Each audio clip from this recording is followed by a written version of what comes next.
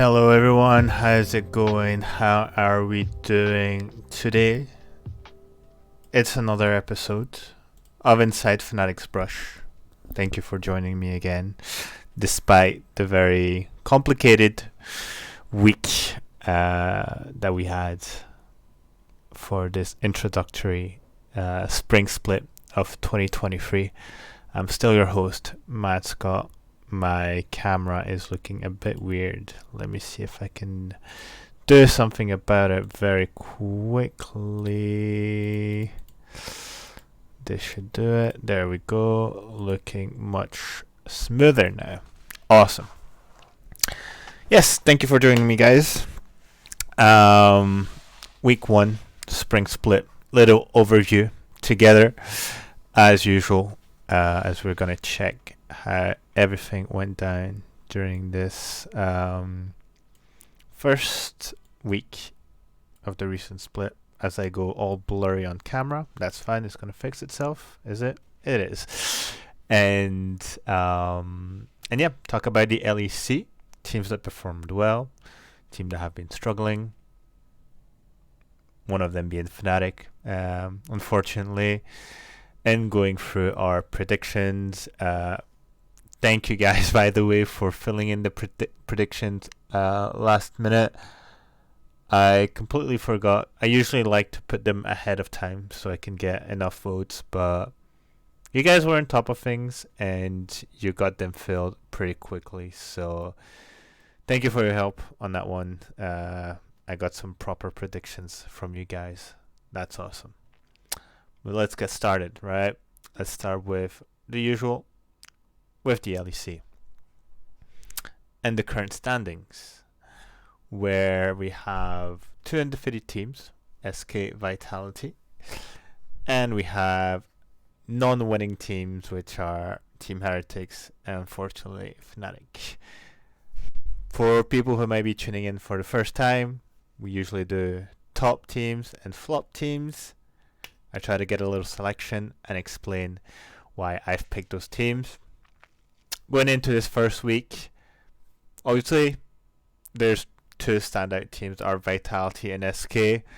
Vitality, who look insanely dominant with the addition of Upset, having this lane that you're sure is either gonna win or go even, but at least not be an issue going into the mid game, is really adding an extra layer to the dominance they were already showcasing within the winter split. I believe so far Upset is still deathless, which I guess already kind of reflects the talent of this player, obviously. But with that said, I think this enables Bo and Perks to play at an even higher level without necessarily being too anxious about how their ADC is going to perform. And so far for their first 3 games, they definitely look like the strongest team going into this new split. Their game against Mad Lions was, I believe, the most dominant one out of the 3, which, looking at the fact that Mad Lions are previous finalists, does say a lot. Now, obviously, Mad Lions had a very complicated start to the split as well. Maybe they're still figuring things out. Worth noting that they haven't changed anything between winter and spring in terms of their roster, so there should be some continuation for them between the 2 splits. But Vitality definitely starting very strong, coming in as the top contenders within that first week of the new split. With them is SK, who again has also been doing well since the beginning of the season and seem to be continuing within that pace. while I believe at least the game against BDS, where it was a bit of back and forth, BDS had a bit of a lead in the early game. You can see that they are one of the teams that has some of the best synergies out of the LEC. They're very well coordinated when it comes to dives, when it comes to fighting around neutral objectives, Drakes, Herald. Some players are definitely, going above and beyond. We already had Exakick and DOS, which were doing really well already within the last season. Just bringing in, obviously, this duo from the LFL and continuing their performance that they've carried during that season last year. And Certus having an amazing game on his Akali, which seems to be kind of his go-to pick. Not an OTP, but definitely a pick he's very comfortable with. Just like Irrelevant on his Gnar. I was sort of going back into the games and comparing other Gnar players, and maybe it's a bit of a hot take, but I think Irrelevant has the best Gnar in the LEC.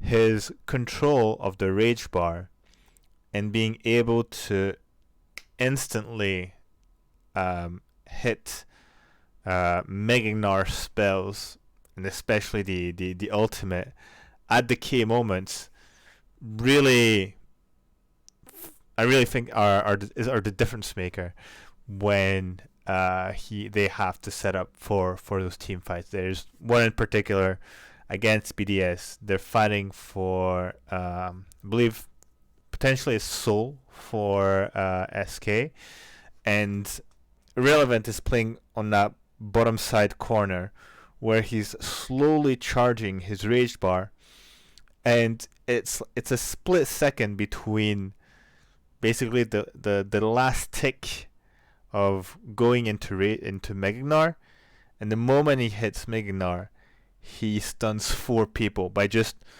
slowly creeping up towards them, saying, "I'm just mini Gnar right now. I'm not really a threat." And the moment he transforms, just hits them all, wombo combo, and they get the soul very easily. So the strength of the SK team seems to just be unstoppable right now, and I believe it's Monday next week where we have SK versus Vitality, I believe.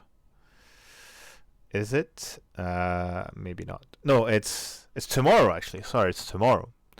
Tomorrow we have SK versus Vitality, so a spot for the first place. I personally think that Vitality has a slight edge, but I'm very excited to see the bot lane, Exakick DOS versus Upset Kaiser. I think it'll be a true test for the Vitality bot lane. Say, are they really the best bot lane? Obviously, they also have the game against G2 the next day, but as we're looking at the top contenders right now, I think this is one to look after. G2 obviously is still a good team. They did fall to Astralis, that I put in one of the top teams of the week, because they beat G2 actually. I don't think anyone expected that to happen, to be very, very truthful with you guys. Bringing in later the split, and I think everybody sort of wrote off Astralis even harder than when going into the winter split, knowing how Litter has played within the LEC in previous season. And quite surprisingly, he's done super well so far, and especially against G2, where he plays a very, I think, convincing Aurelia. And what seems to be the pattern of successful teams this season is their ability to play together and have each other's backs during important moments, fighting for neutral objectives, going for dives, counter ganking, things like this. And Litter seems to at least bring a bit more stability compared to Dajor, despite Litter's, champion pool, which can feel a bit restrictive because he's always turned towards assassin style champions in his career. But so far, Astralis in the upper half of the ranking, and definitely already going above, I think, expectations by taking an important game of G2, which is one of the top teams, if not the top team of the LEC, but who got caught off guard. So while G2's games have been very impressive, especially in terms of their drafting, where it's a bit like 2019, where you would just draft them whatever they want and they would be able to perform with them because they just have that width of talent and trust within each other. We saw Hans Sama just pull off another Draven performance with a pentakill. So it's sort of a must ban against him, because as soon as he can get his hands on that champion, it feels like it's very hard to stop him. Thinking right now, I should have probably have looked into some stats, as in how many games, like what's his win ratio with Draven just this season, and I'm starting to believe that it might be 100% win rate with Draven. So that is quite impressive for someone who's come back from NA after a very underwhelming season and just being able to do whatever he wants. Obviously, being surrounded by top players does help a bit to have that freedom in execution, but still, I think individually he's been quite impressive nonetheless. With that said, time to look at the other side of the spectrum into our flop teams. Now, obviously we have Fnatic, which as usual will have a specific section, but just to say a few quick words. Very disappointing start. For those of you who were present last week, you know that one of the things that I mentioned when I was setting up the predictions was that Fnatic needs to more or less go 3-0 in their first week, not just in terms of standings, but to show that something has changed within the roster. And we've had the complete opposite of that. So is it already time to ring the alarm bells? I don't know. We'll talk about it more later, but definitely strong, underwhelming performance to start. Next to them is Team Heretics. Now, I will say that a lot of people had rated Team Heretics very low, which I guess it's fair. I rated them low as well, but not as low as some people put them. But it feels that Team Heretics, what was making them successful last split, has been red since group stage / playoffs, and therefore it's very hard for them to change things up when keeping the same roster. So if they stay within that same pattern, that same rhythm going forward, should we expect change for summer? Probably not. It's only 9 games to hopefully make a change, but it seems that as much as Evi was a surprise during winter split, kind of got red within the first 3 games. Jack Spectra, again, is not at the level where we expect him to be. Ruby will sometimes have some good plays here and there. It feels that Jankos is trying to really pull his team through the games and is the top performing player within that roster right now. But other than that, nothing too exciting about Team Heretics. For me, like, I'm really, how would I say that? I don't know if I should say shocked, but I'm a bit disappointed. I'll use disappointed. I think disappointed is the right term. With Jack Spectra's performance, I had such high expectations for him to be such almost like a 1v9 beast into the games, where he would completely diff in lane and be the next generation of Upset and Hans Sama.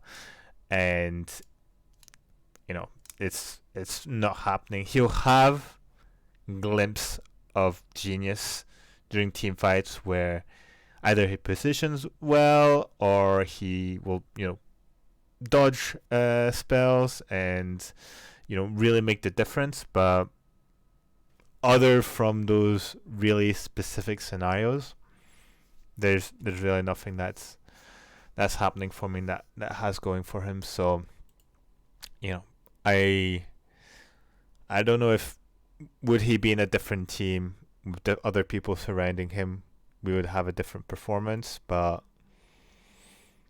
it looks a bit complicated for him so far. So we'll see going into the next week. Are they gonna pick things up?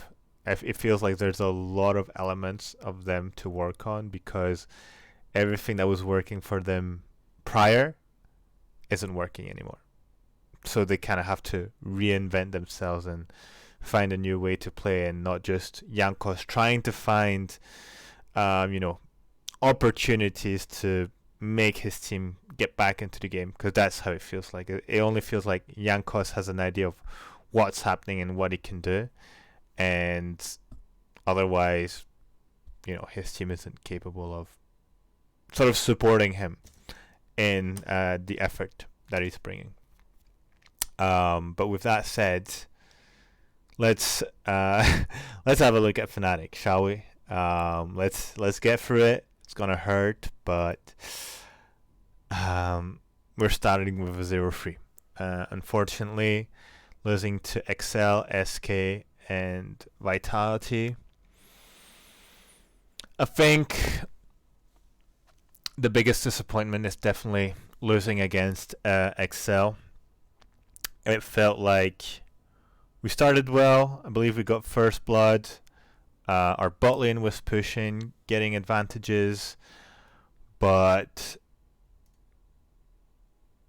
Oscar just got completely diffed on by Odoamne, who of course was playing the most balanced champion ever with Cassante, and took over the game, because a fed Cassante is just impossible to deal with. Impossible to deal with, even if the other lanes are fed. This champion has such insane resistance, and I don't know, it feels like he doesn't take damage. Even if he ults, it doesn't matter. There's some weird healing. He's got the knockups. He's got an overloaded kit for a tank to deal that much damage, like being CC immune, getting a knockback, actually I should say, and displacement. Please, what is that? What is that, man? But yeah, XL game was made very difficult with Cassante just going insane. But there were good elements, within that first game. And the SK game is starting getting worse and worse and worse. and the Vitality game, it was just a stomp. It was just a stomp. Like the SK game, there were good elements in the early game, and then they dove topside. We tried to go a bit overboard and, get some kills. In the end, they're the ones who clean us up. We try to make something happen in the bot lane. Instead, we lose 2v1. It just suddenly crumbled, and you know that against a team like SK, within the form they are currently, you can't be giving that inch to them. So when we were even, it was fine, and the moment we just sort of got hit top to bottom, there was no coming back. And Vitality, we were just never ahead ever. We got rolled over super hard, and it feels like instead of trying to get things back under control, we're just forcing the most insane plays ever.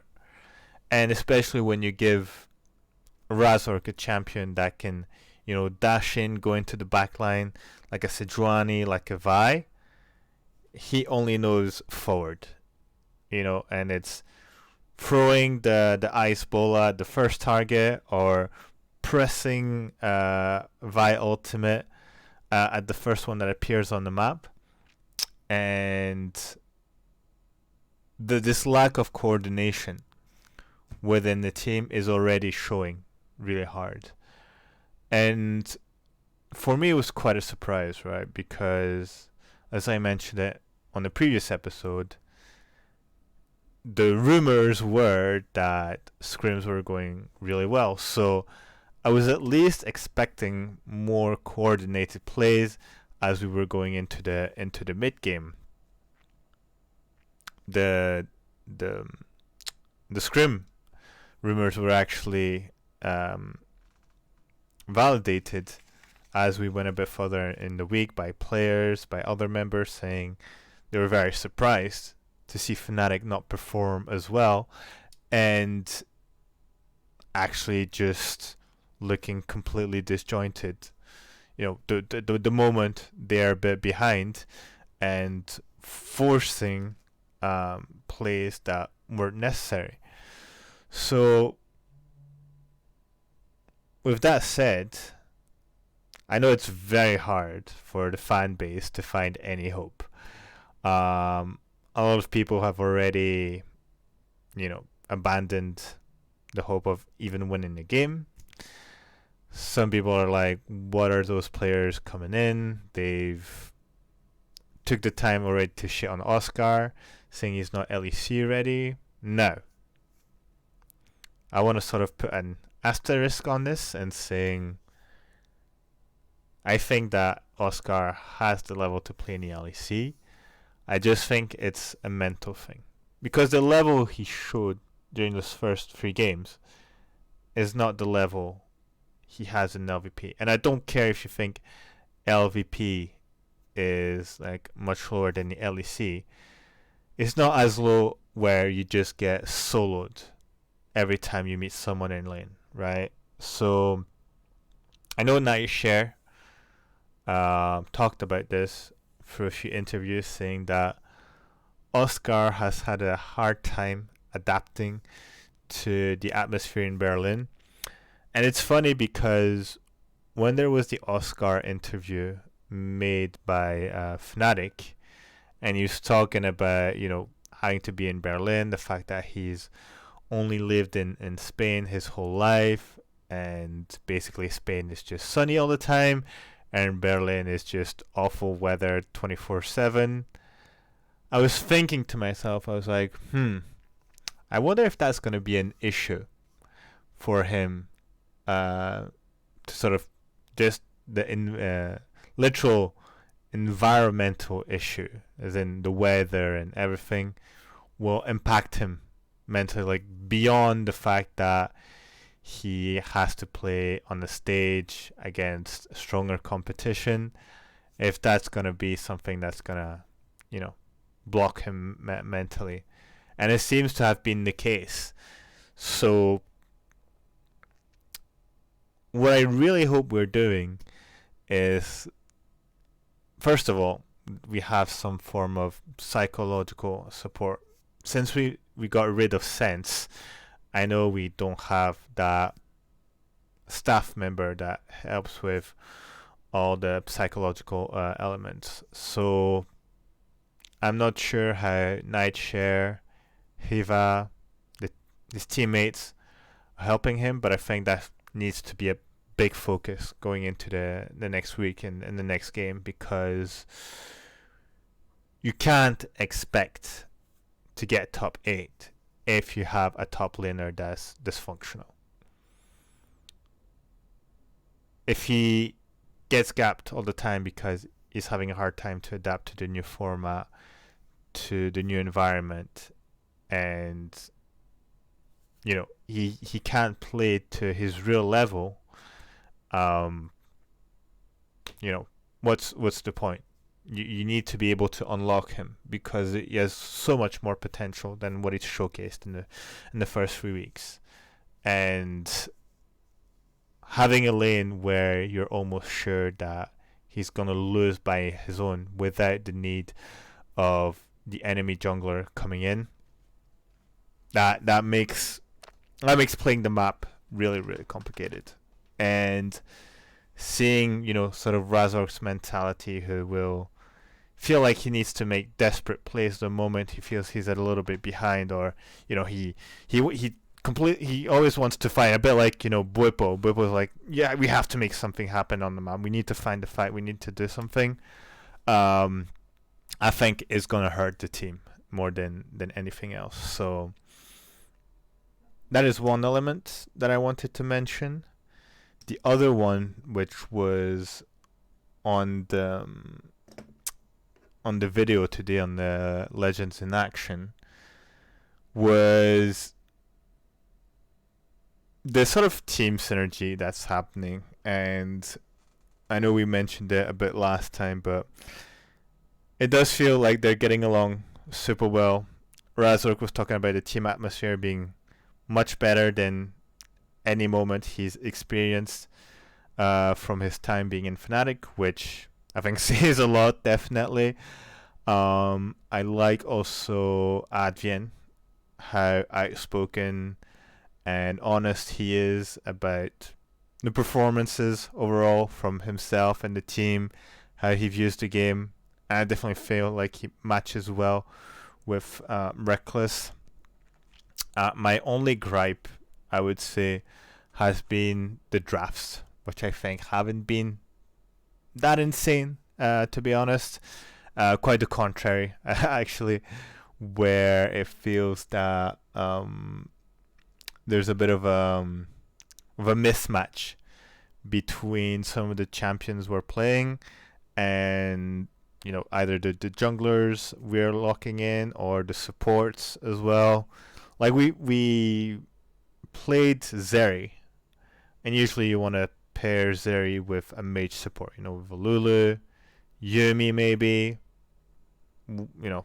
Soraka even, but something that enables Zeri to keep sustaining itself. And instead we've gone with aggressive supports, but I feel like the play would have definitely been more to have mage support to sort of combine with the Zeri, and instead we've gone with the Heimers, the Ashe, which are strong picks, but I think are a bit of a mismatch in that sense. Same when we locked in Sejuani. We lock in Sejuani with mostly ranged champions, and Sejuani pairs really well usually with at least one or two melee champions to help her set her E passive. So yeah, a bit of issues here and there. For the draft, I just hope things will be fixed on that aspect, because we need to have all the tools necessary to be successful, and draft is a key part of that. And obviously, we also need to sort of unlock Oscar mentally. Um, he seems obviously like a very shy player, which you would expect very young, coming into a team of veterans mostly. And it seems to be his personality as well. So, well, I personally think it's not completely doomed. I think there are big key elements to be worked on if we don't have if you don't want to have a second week that looks like the first week, basically. But yeah, I think that's roughly what I picked out from those first 3 games.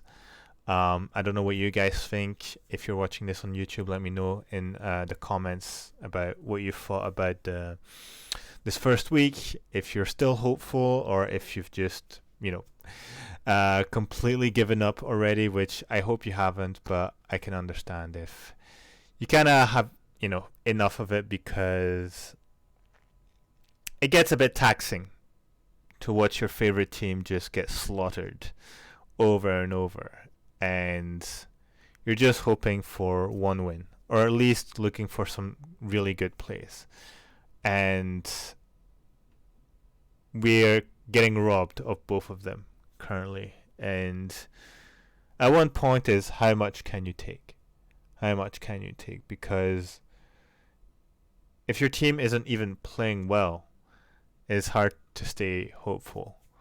But from the echoes we're getting from the Legends in action, I feel like there's still space to improve. Like the players are staying hopeful on their side, and I think that's the most important, is that they haven't given up on their side. So we have to hope that they come in with the right elements and they're able to fix them, even with the new format, which obviously is a bit complicated when you only have 9 games. But I feel like Nightshare is putting the right resources into this team, at least, to make it work. And we can just hope at this stage that we keep improving, that we're going to start to get wins, and potentially beat at least the teams that should be below us, and get the top 8 to, again, play more games, improve, because I think that's the only way we can really hope to do something, at least for summer. Because in my opinion, that's how far we're looking into the potential of this team. It probably won't work this split, but if we make the right incremental changes, then we might be looking at something going into summer. Yeah, again, you guys let me know. This is a bit of a hopium approach on my side, but you gotta stay hopeful, right? Or else you're just doom watching for 3 games, and at some point, that's just not healthy, is it? Yeah, that's not something you can keep doing over and over. But yeah, I think that's about it. We'll be looking forward into the next games, which will be, if we look at our predictions that are right here. There we go. Predictions. Let's see. A few interesting games already going into the first day. Astralis Mad Lions. You guys have voted for Mad Lions. I kind of base myself, obviously, within recent form. There's a chance that Mad Lions wins, but this Astralis team is quite inspiring, to be honest. So I've gone in their direction. I don't think we're there yet to beat a team like BDS, so I voted for them. Unfortunately, very sorry. I hope you'll forgive me. Vitality SK, I think will be a very interesting game to watch. The top 2 teams going against each other, and Koi versus G2. Koi aren't looking too great right now. Seeing how G2 is playing, should be fairly easy game for them. Going into the day 2, same predictions. The Team Heretics game is a must-win for Fnatic. If there's any team I feel they can beat, it's this one. Again, I'm just a bit scared of the Evi Oscar matchup.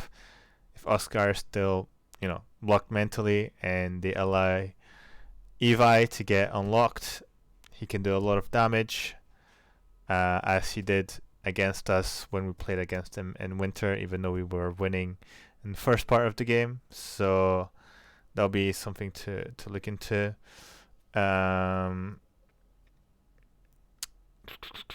Let me see. SK versus Core, G2 versus Vitality. I went for G2. Yeah, I think it's going to be a big matchup of the bot lanes again. Hans Mickey, upset Kaiser. I'm giving a slight edge to Hans on that one, and I think that'll definitely be the difference maker within the whole game. Final day 3. Roughly same predictions. Again, you guys voted for Fnatic, I voted for Koi. I still think Koi will have the edge against us. But again, it depends. It depends how much we'll improve going in. Hopefully scrims are going well. Hopefully the players are not sick anymore, which also was a big issue going into the game. I don't know how much that really impacted on our performance, but it definitely must have had an effect. So hopefully we get a full healthy team going into week 2, and we're able to showcase much better performance across the board. Apart from that, G2 BDS, Vitality Astralis. Could be interesting to see Astralis be Vitality. I think that would be an even bigger upset than the one versus G2. My Team Heretics, Excel versus SK. Pretty straightforward. Scores are as close as it can be, 29-30. We have a few games on which we disagree, so there's either an opportunity for me to catch up to you guys or the other way around, which usually will happen. So maybe I counter-jinxed Fnatic by not voting for them. Hopefully that's the case, but we'll see when we make the additions next week for the episode. And that's about it for today. A bit of a quick episode. I feel like I've rushed through this. I'm not sure, but yeah, thank you guys again for tuning in. If you're watching on Twitch and you appreciate watching the content, make sure to hit the follow button so you can be notified every time I go live. Follow the Twitters, the YouTubes, and the Spotifys on which the episodes drop every week if you want to watch them, or if you've only caught the VOD in between. If you're watching on YouTube, thank you very much. Leave a comment. It's always appreciated. And a like. I'll see you guys next week. Hopefully we get some wins going into week 2. Much needed. As usual, guys, always Fnatic. Bye-bye.